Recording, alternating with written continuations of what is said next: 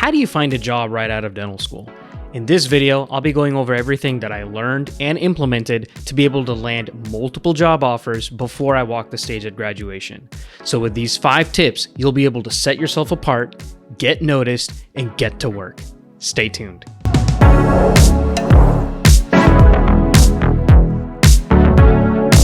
Hello everyone, and welcome back to another One Mission DMD video. My name is Teham Saud, and I'm a dentist aiming to help anyone with all things dentistry.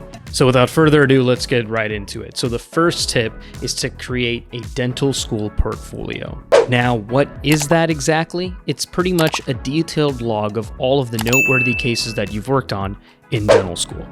So that means you're gonna have to have before, during, and after clinical photos, intraoral photos, and radiographs. So what does all this mean? You got to get a good camera. And if you're not able to document things with a digital camera, the least you can do is use an intraoral camera, which most dental schools have for students to be able to use when they're working. So an example could be a simple class 2 filling. A patient comes in and they have a lot of pain, or they can notice that there's a dark spot on their tooth or something that's just bothering them, right? You know, take a pre-op photo of what the tooth looks like before you even picked up the handpiece. Then midway through your preparation, once you take care of all of the decay, take another photo to show what your prepped tooth looks like. Then you can even take another photo showing what your isolation techniques look like and what kind of matrices you're using. Then you can take a post-restoration picture showing what your composite looks like adapted around the natural tooth structure. All this stuff is really going to show kind of your technique and the way you go about things and if you're doing things properly. This is going to be able to showcase your procedures and the skill set and the way you go about things, because a new employer that is looking to hire new grads wants to make sure that they're able to hire the right person for the job. This not only showcases the work that you're able to complete, but it shows the employer what kind of dental provider you're going to be. And doing these types of things is really going to set you apart from the vast majority of people applying for the same job. And I think it's even more important for dental students that are looking to start working right after graduation, because there's a lot of learning that goes into it. And to be able to showcase your organization and the way you go about things is something that's really going to help you transition into the workforce really seamlessly. And like I said, my mentor, Dr. Jordan Barnett, really taught me this, and he actually shared his own portfolio to the audience here at our channel. So definitely check it out for a great example so you can kind of see what you can incorporate into your own portfolio when it's time for you to apply for jobs.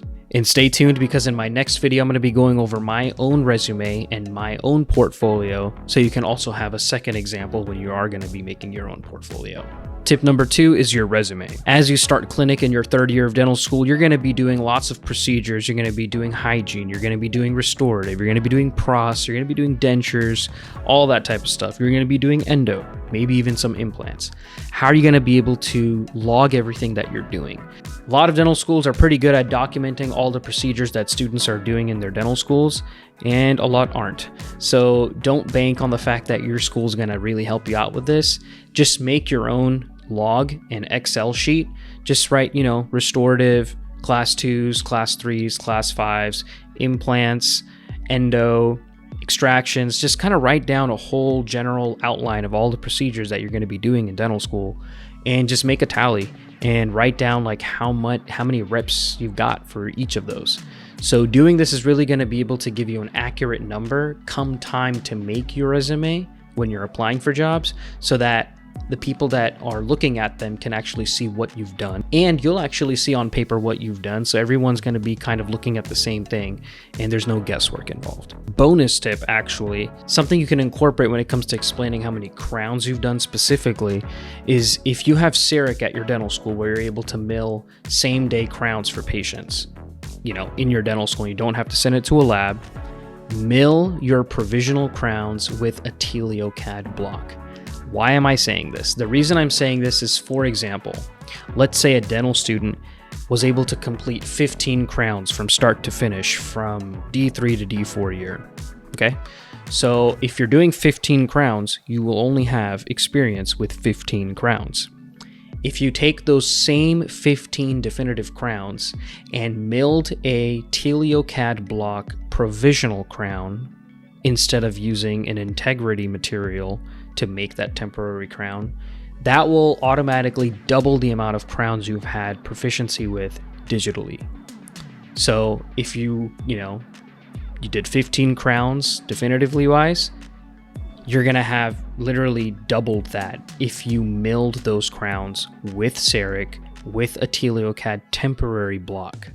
So anytime you have to make a temporary for your patient, and if time permits, and if your school has CEREC, definitely mill those with a TeleoCAD block, because it's going to increase your experience with digital dentistry. The reason for that is because a lot of dental offices, whether they be private, DSOs, are using CEREC or some sort of form of digital dentistry. There's a lot of places that if they don't have CEREC, they have digital scanners. So you're not really going to be doing PVS impressions at all the practices you may be working at. And that's because they have a digital scanner. And not only is it a digital scanner, it could be a wireless digital scanner. So the more experience you have with digital dentistry in dental school, and the more you go out to be able to learn it on your own, it's really going to set you up for success. And you're not going to have to be doing a lot of learning on the job, because there's already too much learning on the job that you have to get used to. So minimizing all that stuff right out of dental school is going to set you up for success. Like I said, in my next video, I'm going to be going over my own resume and portfolio, so stay tuned for that. The third tip is to apply, and I learned from Dr. Goodman on our recent podcast episode, which you can check out right over here.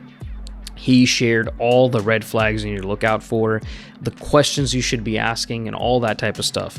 But before you can even get to that, you have to make sure you're applying to the right jobs. Some of the resources that I used to be able to apply for jobs when I was doing so was dentalpost.net, Dentist Job Cafe, Dentist Job Connect, Google, and Indeed. Now, just because you aren't seeing job postings, that doesn't mean that a practice is not looking to hire someone. So if you have connections back to your hometown, if that's where you're looking to work, the dentists that you might know in the area, the dental students that you might know in the area that are looking to practice in that area as well. Even pre-dental students that are working as assistants in offices, dental reps. Just increasing your network is gonna pretty much expand your horizons and expand your opportunities that you're going to be able to see.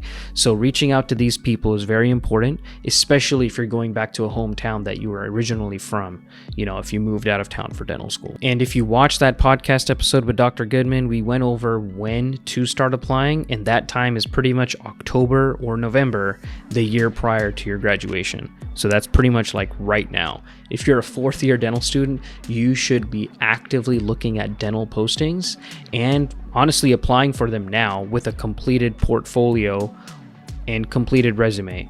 Obviously, there's still some time from October leading to graduation for you to be able to incorporate more things in your portfolio, but you can explain that. And in the next tip, I'm going to be explaining exactly how to do that, and that's with following up.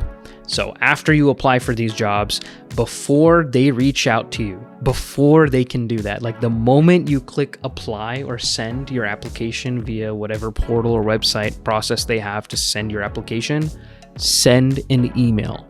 And in that email, just doing this one thing is going to set you apart, and it's going to invite them to actually respond to you. So what are you going to do?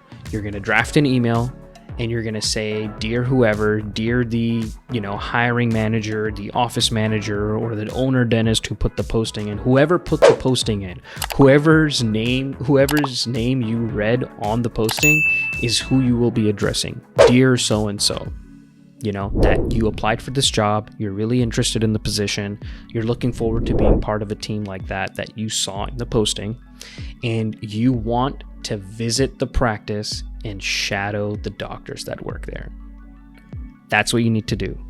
If you do this, more than half of the people that you reach out to via email will respond to you.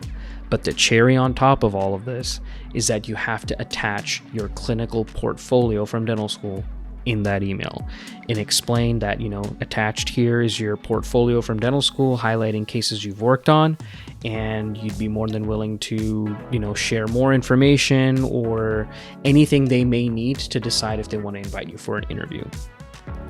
If you get a response from them, you need to go as soon as possible so you can know if that practice is for you or not.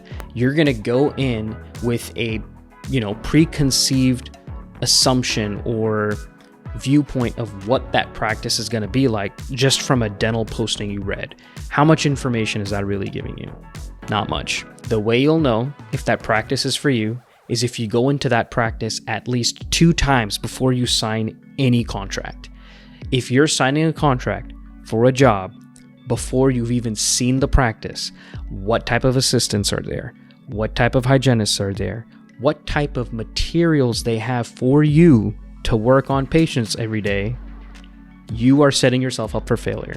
You need to make sure you know where you're going, how they operate, and what type of patients walk in those doors every single day. Now, all of this may sound like overkill, but this pretty much goes back to what Dr. Goodman shared with us in the podcast. Everybody, when it comes to pre-dental students, overkills themselves so much to get into dental school. What type of schools accept a certain amount of DAT score? How many schools are dental students applying to? When it comes to a pre-dental student, they do so much research to apply to the amount of schools that they're doing. And odds are they're applying to more than 5 or 10 schools. That's just kind of what the statistics show. But when it comes to applying for jobs, it's the total opposite. When it comes to dental students, they're, fixing to graduate, and a lot of times the first time they're looking at a job is a month after graduation. So that's already setting you back, because the whole credentialing period, which I went over in the prior video, takes months and months. So being very intentional with everything and contacting and following up with these places you're applying to for a site visit is very important, because it's going to show you if you can work there or not. You'll know immediately after going in, the first 30 minutes, is it a place that there's a mentor for you to be able to help you as a new grad? Or are you going to be a solo dentist there the first day you start? Are they going to have certain dental materials there for you ready to go? Are they going to be able to order things for you that you prefer? You're going to know a lot of these things, and you'll know immediately if you can work there or not. And they will immediately know, even without you lifting the handpiece, if you're a good fit for the practice or not. I can't stress on this enough. So definitely, go for site visits, follow up. Just because you applied to a job, that doesn't end there. The process does not end there. You got to really apply yourself and really put yourself out there to make sure it's the right fit for you. Now, the 5th tip is to create your list of non-negotiables. So as a dental student, you're going to be given very limited amount of skills that you'll be able to, apply from the first day of you working at your first job.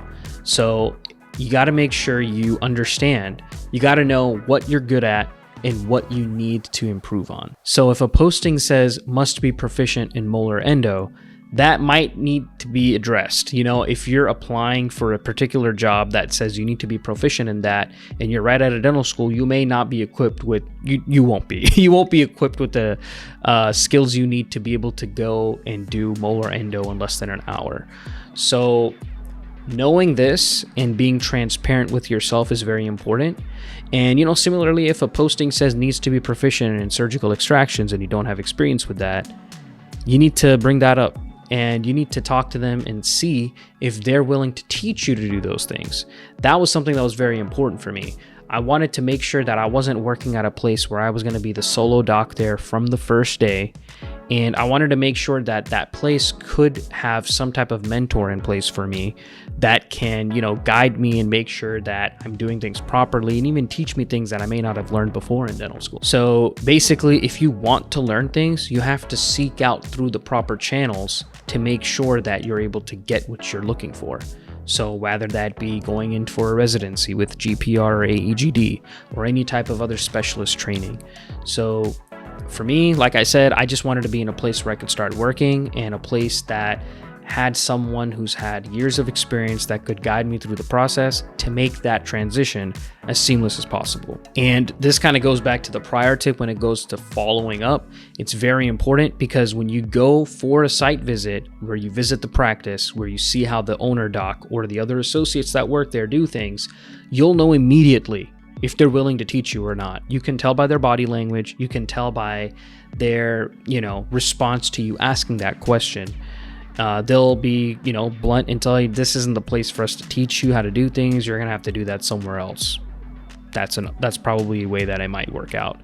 Another way, be very positive for you and be like, yeah, we're totally willing to train, and we take on new grads all the time, and we love teaching them things that they want to incorporate and grow in the process with. Also, a lot of places give you false promises saying that, so you really got to make sure that you verify if that's actually true. And it's not always verifiable, but the way to actually verify it is if you know somebody that already works there, if you have connections with people that have been working there for a while, like before you graduated. That's the best way to have an indication.